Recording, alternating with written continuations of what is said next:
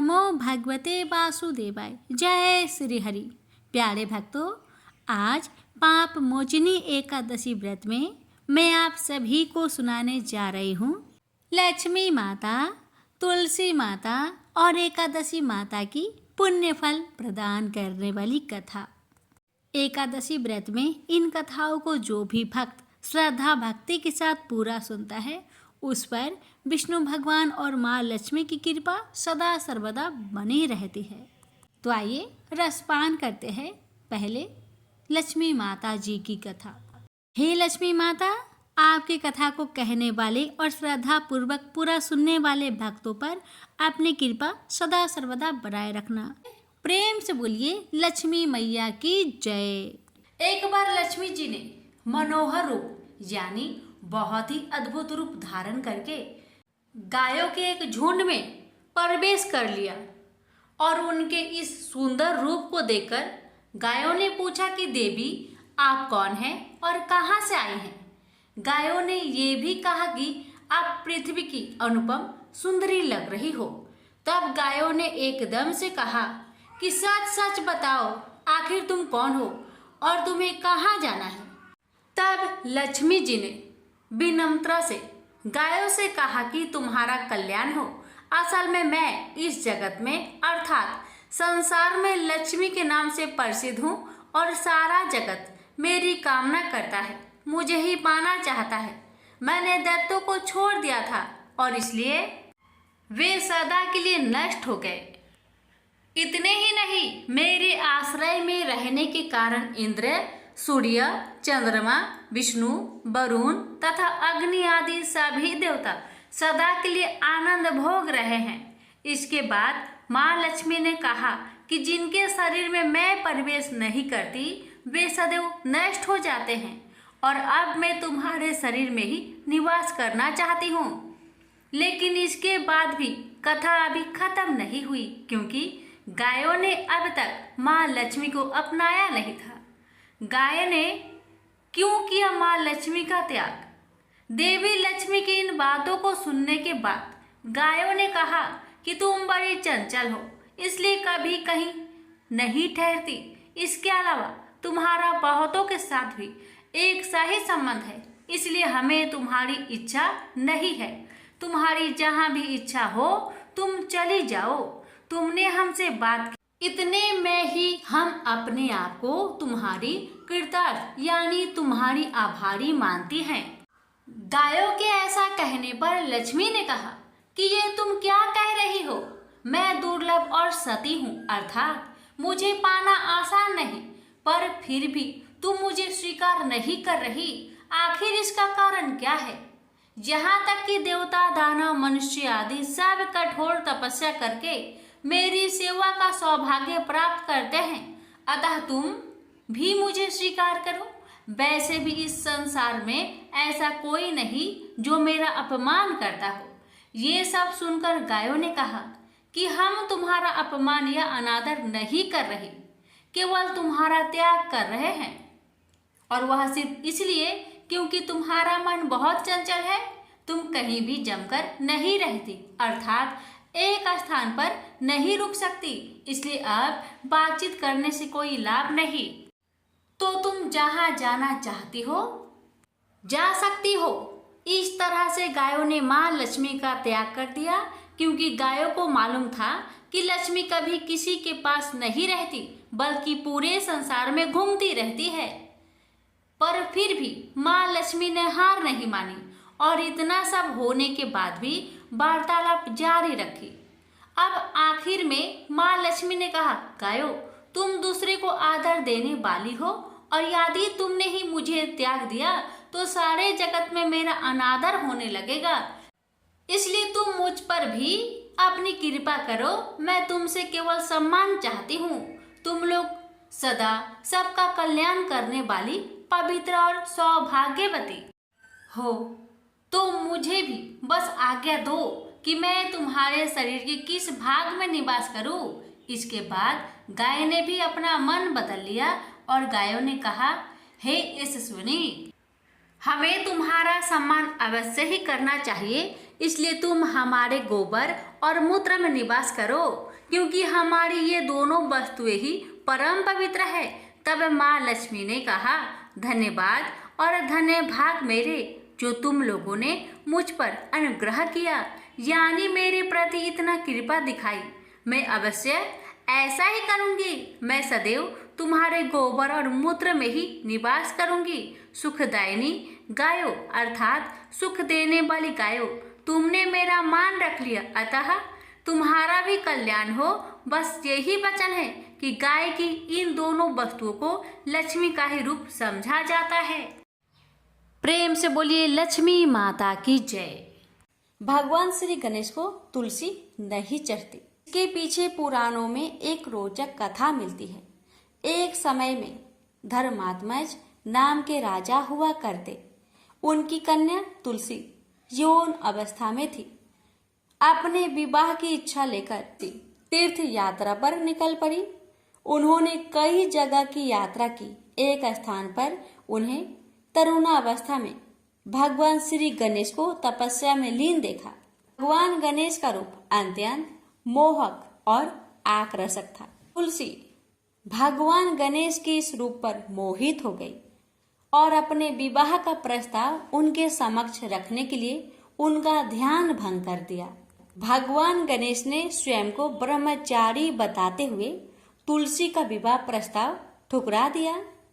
तुलसी को भगवान गणेश के इस रूखे व्यवहार और अपना विवाह प्रस्ताव ठुकराए जाने से बहुत दुख हुआ और उन्होंने आवेश में आकर भगवान गणेश को 2 विवाह होने की श्राप दे दिया।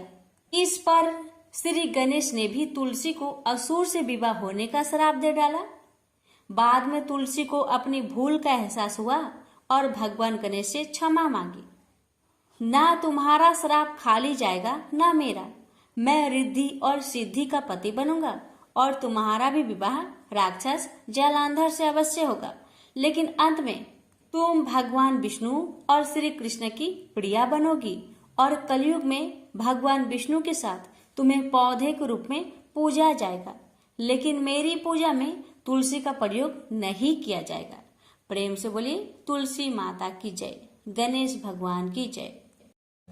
पौराणिक कथा के अनुसार एक बार लक्ष्मी माँ सरस्वती और माँ गंगा के बीच किसी बात को लेकर बहस हो जाती है और यह बहस इतनी ज्यादा बढ़ जाती है कि एक दूसरे को श्राप दे देती है। गंगा माँ ने माता लक्ष्मी से कहा कि तुमने मुझे नदी का वेग बनाया है, तो मैं तुम्हें श्राप देती हूँ कि तुम एक पौधा बन जाओ जो वृंदा बनकर बाद में तुलसी का पौधा बने। तभी वहां माँ पार्वती आ जाती है और कहती है कि आखिर आप लोग एक दूसरे से क्यों लड़ रहे हो। माँ गंगा कहती है कि लक्ष्मी मेरे ऊपर हंसी है, इसलिए मैंने श्राप दे दिया। इस बात पर माँ पार्वती कहती है कि आप लोग ने गुस्से में एक दूसरे को श्राप दे दिया, लेकिन इस बात का भान है कि आप श्राप के कारण कितना कष्ट झेलना पड़ता है। माँ पार्वती कहती है कि 84 लाख योनियों में से 20 लाख योनियां वृक्ष और पौधे की है। लक्ष्मी तो आप बताइए कि एक बार पौधे के रूप में धरती में जाने के बाद आपको वृक्ष या पौधे के रूप में किस किस योनि पर रहना पड़ेगा।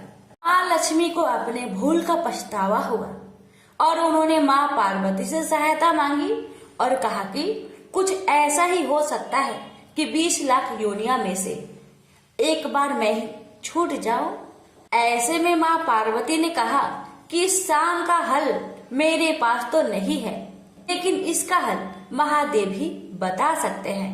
महादेव ही है जो हर तरह की योनि से छुटकारा दिला सकते हैं। तब माँ पार्वती ने भोलेनाथ से कहा कि कोई ऐसा उपाय बतलाइए प्रभु कि माँ लक्ष्मी तुलसी के बाद किसी अन्य योनि का दुख ना भोगे। तब महादेव ने इस उपाय को बताया। कार्तिक माह में लक्ष्मी जी ने तुलसी की कुआरे के रूप में प्रकट हुई। कहा जाता है कि द्वादशी तिथि के दिन तुलसी के पौधे में लगी मंजरी को तोड़कर सारे ग्राम को अर्पित कर दे। ऐसा करने से माँ लक्ष्मी का पौधे की योनि से मुक्ति मिल जाती है और वह किसी अन्य पेड़ पौधे की योनि में नहीं जाती है और मोक्ष पा लेती है। इसके साथ ही ऐसा करने से व्यक्ति को माँ लक्ष्मी का सुख समृद्धि, धन संपदा, ऐश्वर्य का आशीर्वाद देती है। तुलसी मंजरी को भगवान कृष्ण को भी चढ़ाया जा सकता है। ऐसा करने से माँ लक्ष्मी के साथ कृष्ण भगवान प्रसन्न होते हैं। प्रेम से बोलिए तुलसी माता की जय, लक्ष्मी नारायण की जय। एक बार देवराज इंद्र देवगुरु बृहस्पति के साथ भगवान शिव का दर्शन करने कैलाश गए। महादेव ने दोनों की परीक्षा लेनी चाहिए, इसलिए रूप बदलकर अवधूत बन गए। उनके शरीर पर कोई वस्त्र न था। उनका शरीर जलती हुई अग्नि के समान धधक रहा था और अत्यंत भयंकर नजर आते थे। अवधूत दोनों के रास्ते में खड़े हो गए। इंद्र ने एक विचित्र पुरुष को रास्ते में खड़े देखा तो चौंके। इंद्र को देवराज होने पर गर्व घेरने लगा। उन्होंने उस भयंकर पुरुष से पूछा, तुम कौन हो? भगवान शिव अभी कैलाश पर विराज रहे हैं या कहीं भ्रमण पर है? मैं उनके दर्शन के लिए आया हूँ। इंद्र ने कई प्रश्न किए, लेकिन वह पुरुष योगियों के समान मौन ही रहे। इंद्र को लगा कि एक साधारण प्राणी उनका अपमान कर रहा है। उनके मन में देवराज होने का अहंकार उपजा, जो क्रोध में बदल गया। इंद्र ने कहा, मेरे बराबर अनुरोध करने पर भी तू कुछ नहीं बोलकर मेरा अपमान कर रहा है। मैं तुझे अभी दंड देता हूँ। ऐसा कहकर इंद्र ने वज्र उठा लिया। भगवान शिव ने वज्र को उसी समय स्तंभित यानी जड़ कर दिया। इंद्र की बाह अकड़ गई। भगवान अवधूत क्रोध से लाल हो गए। बृहस्पति उनके चेहरे पर आई क्रोध की ज्वाला को देखकर समझ गए कि ऐसा प्रचंड स्वरूप महादेव के अतिरिक्त किसी का नहीं हो सकता। बृहस्पति शिव स्तुति गाने लगे। उन्होंने इंद्र को भी महादेव के चरणों में लेटा दिया और बोले, प्रभु, इंद्र आपके चरणों में पड़े हैं, आपके शरणागत है। आपके ललाट से प्रकट अग्नि इन्हें जलाने को बढ़ रही है। हम शरणागतों की रक्षा करें। बृहस्पति ने विनती की, प्रभु, भक्तों पर आपकी सदा कृपा बरसती है। आप भक्त वत्सल और सर्वसम्मत है। आप इस तेज को कहीं और स्थान दे दीजिए ताकि इंद्र के प्राणों की रक्षा हो। भगवान रुद्र ने कहा, बृहस्पति, मैं तुम पर बहुत प्रसन्न हूँ। इंद्र को जीवन दान देने के कारण तुम्हारा एक नाम जीव भी होगा। मेरे तीसरे नेत्र से प्रकट इस अग्नि का ताप देवता सहन नहीं कर सकते, इसलिए मैं इसको बहुत दूर छोड़ूंगा।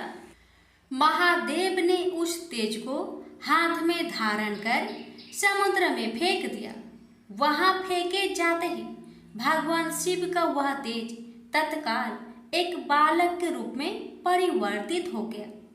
सिंधु से उद्भव होने के कारण उसका नाम सिंधु पुत्र जलंधर प्रसिद्ध हुआ। जलंधर जिसका नाम शंखचूड़ भी हुआ, शिव के तेज से उत्पन्न हुआ था। इस कारण परम शक्तियों से संपन्न था। वह देवों से भी ज्यादा शक्तिवान था। वह उस तेज से पैदा हुआ था जो इंद्र को समाप्त करने वाला था।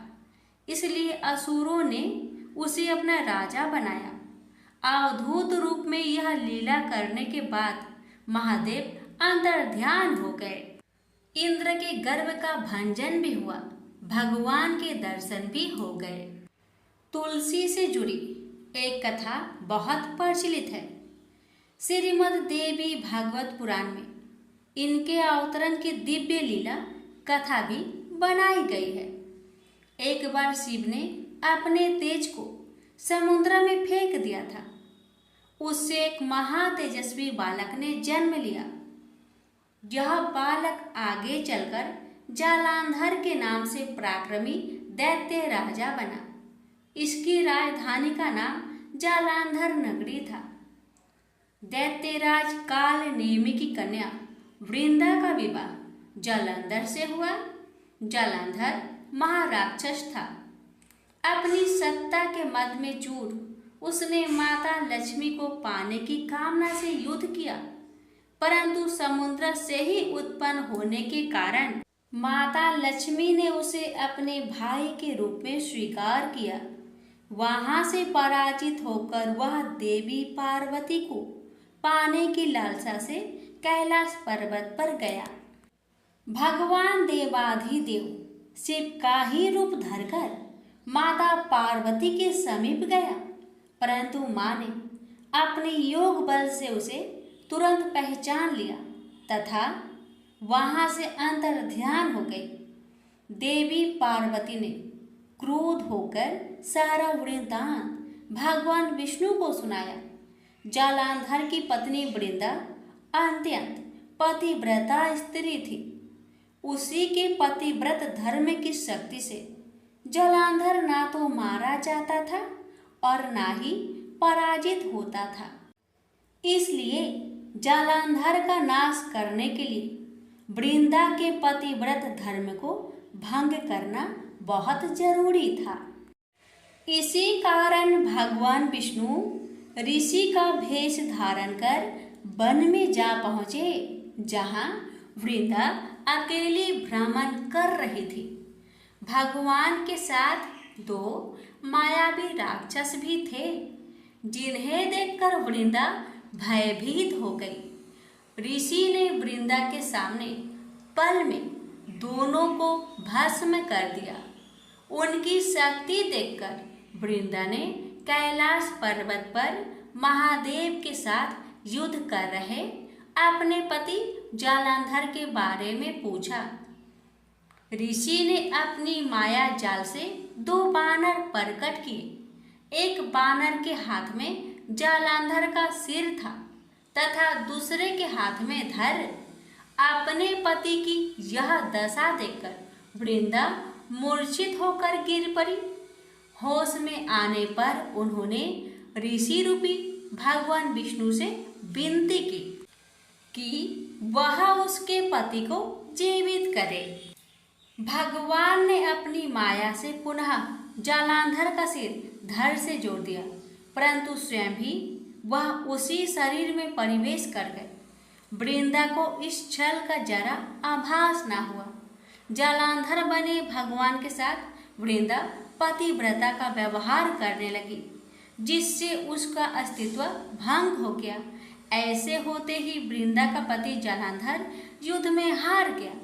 इस सारी लीला का जब वृंदा को पता चला तो उसने क्रोध होकर भगवान विष्णु को शीला होने का श्राप दे दिया तथा स्वयं सती हो गई। जहाँ वृंदा भस्म हुई वहाँ तुलसी का पौधा उगा। भगवान विष्णु ने वृंदा से कहा, हे वृंदा, तुम अपने अस्तित्व के कारण मुझे लक्ष्मी से भी अधिक प्रिय हो गई हो। अब तुम तुलसी के रूप में सदा मेरे साथ रहोगी। जो मनुष्य भी मेरे शालिग्राम रूप के साथ तुलसी का विवाह करेगा, उसे इस लोक और परलोक में विपुल यश प्राप्त होगा। जिस घर में तुलसी होती है वहाँ यम के दूत भी असमय नहीं जा सकते। गंगा व नर्मदा के जल में स्नान तथा तुलसी का पूजन बराबर माना जाता है। चाहे मनुष्य कितना भी पापी क्यों न हो, मृत्यु के समय जिसके प्राण मंजरी रहित तुलसी और गंगा जल मुख में रखकर निकल जाते हैं, वह पापों से मुक्त होकर बैकुंठ धाम को प्राप्त होता है। जो मनुष्य तुलसी व आंवले की छाया में अपने पितरों का श्राद्ध करता है, उसके पितर मोक्ष को प्राप्त हो जाते हैं। उसी दैत्य जालंधर की यह भूमि जालंधर नाम से विख्यात है। सती वृंदा का मंदिर मोहल्ला कोट किशनचंद में स्थित है।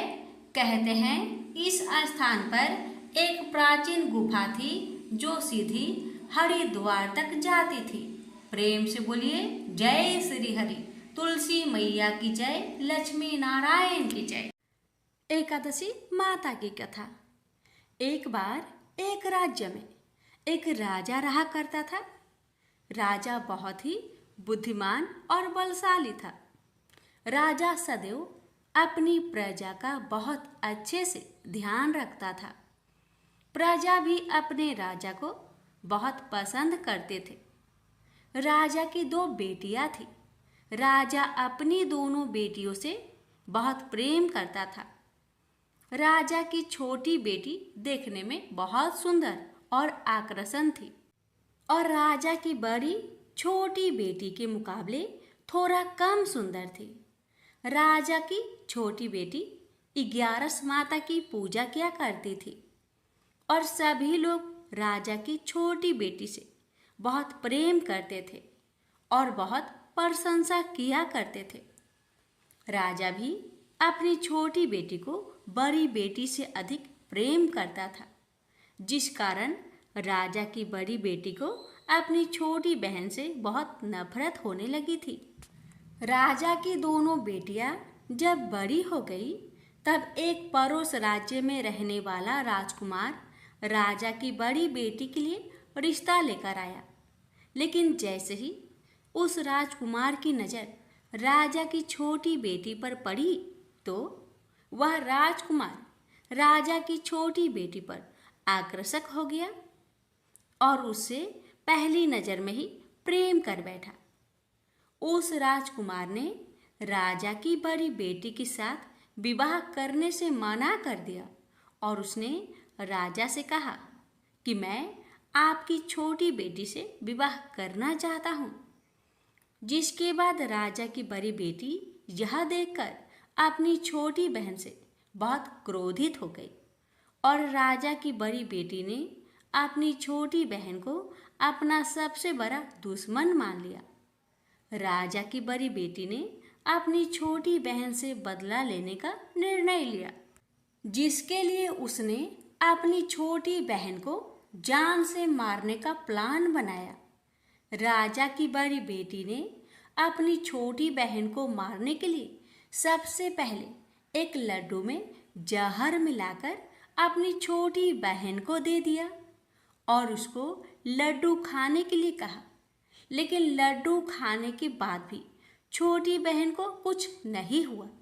बड़ी बहन यह देखकर बहुत आश्चर्यचकित हो गई, लेकिन बड़ी बहन ने हार नहीं मानी और उसने जब रात में छोटी बहन अपने कमरे में सो रही थी, तब एक मटके में सांप रखकर उस कमरे में छोड़ दिया। लेकिन सांप भी छोटी बहन का कुछ नहीं कर पाया, जिसके बाद बड़ी बहन ने अपनी छोटी बहन से कहा कि चलो हम लोग कुएं में से पानी भरकर लाते हैं। जिसके लिए वह अपनी छोटी बहन को पानी भरने के बहाने कुएं के पास ले गई और उसने अपनी छोटी बहन को कुएं में धक्का दे दिया। लेकिन छोटी बहन को तब भी कुछ नहीं हुआ, क्योंकि हर बार 11 माता उसकी रक्षा कर रही थी और उधर बड़ी बहन अपने सारे प्रयासों के बाद असफल हो रही थी, जिससे वह बहुत क्रोधित होती जा रही थी। फिर उसने अपनी छोटी बहन के पास जाकर उससे खुद ही पूछा कि मेरी छोटी बहन, तुमको पता है भगवान ने सबकी मृत्यु एक निश्चित समय पर लिखी हुई है और कैसे तुम्हारी मृत्यु होगी, क्या यह तुम जानती हो? तब छोटी बहन ने अपनी बड़ी बहन को बताया कि हाँ, मैं तो जानती हूँ मेरी मृत्यु कैसे होगी। छोटी बहन से यह सुनकर बड़ी बहन मन ही मन बहुत प्रसन्न होने लगी और उसने अपनी छोटी बहन से कहा कि तो मुझे अपनी मृत्यु का राज बताओ। छोटी बहन ने अपनी बड़ी बहन से कहा कि मेरी मृत्यु तो एक तोते में है। जो तोते के गले में एक हार है, उससे मेरी मृत्यु होगी। जब कोई भी व्यक्ति तोते को मारकर वह हार अपने गले में पहनेगा तो मैं मूर्छित हो जाऊंगी, और जैसे ही उस हार को अपने गले से उतारेगा तो मैं वापस से जीवित हो जाऊंगी। अपनी छोटी बहन की मृत्यु का राज जानकर बड़ी बहन बहुत ही खुश हो गई और उसने अपनी छोटी बहन को मारने के लिए उसके पालतू तोते को ढूंढना शुरू कर दिया। और छोटी बहन को इस बात का आभास हो गया था कि कोई उसकी जान लेना चाहता है, जिसके लिए वह अपने पिताजी के पास गई और उसने अपने पिताजी से कहा कि पिताजी, मेरी मृत्यु के बाद आप मुझे जलाइएगा मत, बल्कि आप मुझे अपनी पुरानी वाली हवेली में एक पलंग में लिटाकर छोड़ दीजिएगा। अपनी छोटी लड़की की यह बात सुनकर राजा बहुत आश्चर्यचकित हो गए। राजा ने अपनी छोटी बेटी से पूछा, बेटी, तुम ये क्या कह रही हो? तब राजा की छोटी बेटी ने बताया, पिताजी, समय किसी के लिए नहीं रुका है, कब क्या हो जाए किसी को कुछ पता नहीं है। और फिर राजा ने अपनी छोटी बेटी से कहा कि तुम ऐसी बातें क्यों कर रही हो? 3 दिन में तो तुम्हारा विवाह है। लेकिन छोटी बेटी ने अपने पिताजी को ऐसा करने पर मजबूर कर दिया और उनसे वचन ले लिया। राजा ने भी अपनी छोटी बेटी की बात स्वीकार कर ली और 2-3 दिनों के बाद जब शादी का समय आया तब राजकुमार बारात लेकर राजा के घर आया और राजकुमार और राजा की छोटी बेटी का विवाह शुरू हो गया। जैसे ही राजा की छोटी बेटी राजकुमार के साथ फेरे लेना शुरू करती है तो उसकी बड़ी बहन अपनी छोटी बहन के कमरे में जाकर उसके तोते को पकड़ लेती है और उसको जान से मार देती है। तोते के गले में जो हार था उसको अपने गले में धारण कर लेती है। जैसे ही बड़ी बहन उस हार को अपने गले में धारण करती है तो उधर छोटी बहन 3.5 फेरे ही ले पाती है और वहीं पर बेहोश होकर गिर जाती है। जिसके बाद राजा ने बड़े बड़े दर्द हकीमों को बुलाया और अपनी छोटी बेटी का इलाज करने के लिए कहा। राजा की बात सुनकर वैद्य ने छोटी बेटी को जब चेक किया तो राजा को बताया कि आपकी छोटी बेटी ना तो जीवित है और ना ही मरी हुई है। यह मैं ऐसा पहली बार देख रहा हूँ। राजा ने वैद्य और हकीम को यह बात बाहर बताने से मना कर दिया और उनको कहा कि अगर तुमने यह बात किसी को बाहर बताई तो हम तुम्हें फांसी दे देंगे। राजा ने अपनी छोटी बेटी को पुराने महल में ले जाकर एक पलंग में लिटा दिया और वहां पर कुछ सैनिक को तैनात कर दिया। वापस अपने महल पर आ गया।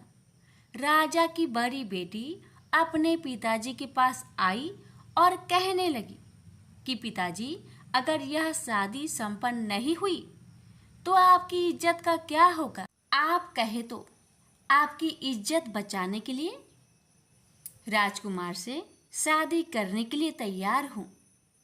जिसके बाद राजा ने अपनी बड़ी बेटी की बात मान ली और राजा ने बड़ी बेटी को छोटी बेटी की कपड़े पहनाकर मंडप पर भेज दिया।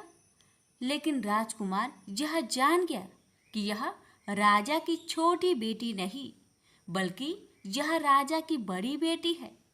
लेकिन जब राजकुमार ने शादी करने से मना किया तो सभी लोगों ने राजकुमार को विवश करके राजा की बड़ी बेटी से बचे हुए फेरे को संपन्न करा दिया और विवाह करवा दिया।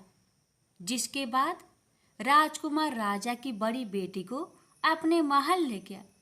राजकुमार राजा की बड़ी बेटी से ना तो बात करता था, न ही उसको पसंद करता था और ना ही उसके आसपास भटकता था।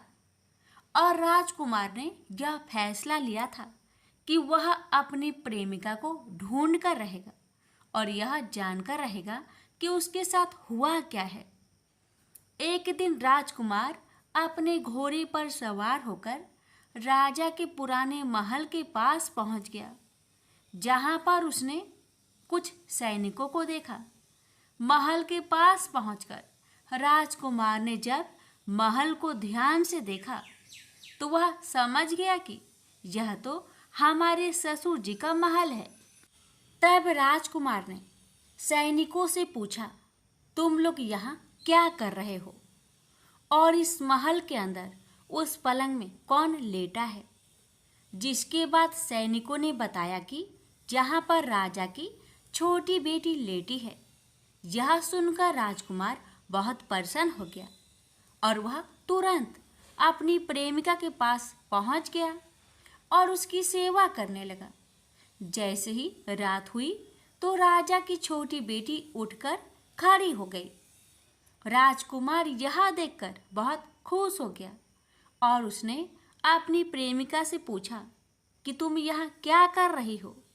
तुम मेरे साथ मेरे घर चलो। राजा की छोटी बेटी ने राजकुमार को सारी बातें बता दी कि मेरी जान एक तोते में बसी थी और मैंने यह बात सिर्फ अपनी बड़ी बहन को बताया था और मुझे पता है कि उसने ही मुझे मारने का प्रयास की है। उसके पास एक हार है जिसको वह सुबह पहन लेती है और रात को उतार देती है। जब तक वह हार को पहने रहती है तब तक मैं मूर्छित रहती हूँ और जैसे ही वह हार को उतार देती है तो मैं जीवित हो जाती हूँ और जब तक मेरी बड़ी बहन के पास वह हार है तब तक मैं ऐसे ही जीवित और मूर्छित होती रहूँगी। अगर मेरी बड़ी बहन के पास जो हार है वह मेरे हाथ में लग जाए तो मैं हमेशा के लिए जीवित हो जाऊंगी। राजकुमार यह बात सुनकर राजा की छोटी बेटी के पास रहने का निर्णय ले लिया और अपने बचे हुए सारे फेरे उस पलंग में लेटी राजकुमार की छोटी बेटी के साथ ले लिया और अपना विवाह पूर्ण कर लिया और वहीं पर ही रहने लगा। देखते ही देखते कुछ समय में राजा की छोटी बेटी और राजकुमार की पत्नी पेट से हो गई। एक दिन राजकुमार को किसी काम से बाहर जाना पड़ा। तब छोटी बहन के पेट में बहुत तेज दर्द होने लगा, जिसके बाद उसने 11 माता का आह्वान किया। जिसके बाद वहां पर 11 माता प्रकट हुई और उन्होंने अपनी भक्तों के दर्द को दूर किया और एक पुत्र की प्राप्ति करवाई। और वहीं पर अचानक से राजकुमार भी आ गया। राजकुमार ने 11 माता को देखा तो वह आश्चर्यचकित हो गया और उसने तुरंत माता को प्रणाम किया और 11 माता ने राजकुमार से कहा कि जब तुम्हारा बेटा 5 वर्ष का हो जाए तो तुम अपनी पत्नी का हार आकर इसके गले में डाल देना। और देखते ही देखते राजकुमार और राजा की छोटी बेटी का पुत्र 5 वर्ष का हो जाता है। तो राजकुमार अपने बेटे से कहता है कि बेटा, मैं कुछ काम से बाहर जा रहा हूँ, तुम अपनी माता का ध्यान रखना। और वहाँ से चला जाता है। राजा को बाहर निकलता देख बड़ी बहन के सैनिक देख लेते हैं और बड़ी बहन को जाकर सारी बातें बता देते हैं। जिसके बाद बड़ी बहन अपनी छोटी बहन के पुत्र को वहाँ से उठवा लेती है और उसको मरवा देती है। छोटी बेटी के पुत्र को 2 टुकड़े करवा देती है। पहला टुकड़ा चक्की के पास छुपा देती है और दूसरा टुकड़ा अपनी पलंग के नीचे रख देती है। अब 11 माता भिखारी का रूप लेकर आती हैं। एक भिखारी का रूप रखकर बड़ी बहन के पास चली जाती है, जिसके बाद वहाँ पर भिक्षा मांगने लगती है। बड़ी बहन अपने नौकरों से कहती है कि जाकर भिक्षा दे दो, लेकिन जैसे ही नौकर 11 माता को भिक्षा देने के लिए जाते हैं तो माता उन्हें मना कर देती है और कहती है कि मैं तुम्हारी महारानी से ही भिक्षा लूँगी। जिसके बाद बड़ी बहन स्वयं ही भिक्षा देने के लिए माता के पास आती है। तब माता एक बिल्ली का रूप लेकर उसके कमरे में चली जाती है और वहाँ पर छोटी बेटे के पुत्र को 2 टुकड़ों को आपस में जोड़ देती है और उसे जीवित कर देती है और उसे वहाँ से ले जाती है। राजकुमार अपने बेटे को लेकर अपनी पत्नी के पास जाता है और उससे कहता है कि तुम इसका ध्यान रखना। अगर तुम इस बच्चे को अच्छे से ध्यान रखोगी तो मैं तुमसे बात करूँगा। एक दिन राजकुमार अपने बच्चे से कहता है कि तुम मम्मी से उनके गले का हार मांग लो। जिसके बाद राजकुमार का लड़का अपनी मम्मी के पास जाता है और कहता है कि मम्मी, मुझे तुम्हारा हार चाहिए जो तुमने गले में पहन रखा है। यह सुनकर पहले तो बड़ी बहन बहुत क्रोधित होती है, पर उसको यह याद आता है कि राजकुमार ने कहा था कि अगर मैं इस बच्चे का ध्यान अच्छे से रखूंगी तो वह मुझसे बात करेंगे, जिसके कारण वह हार को उस बच्चे को दे देती है और वह तुरंत हार ले जाकर अपने पिताजी को दे देता है। और तभी राजकुमार अपने बेटे को लेकर वहाँ से जाने लगता है और अपनी पत्नी से कहता है कि तुम हमारे लिए खाना बनाकर रखना, मैं शाम को आकर तुम्हारे साथ खाऊंगा। और वह अपने बेटे को लेकर वहाँ से चला जाता है।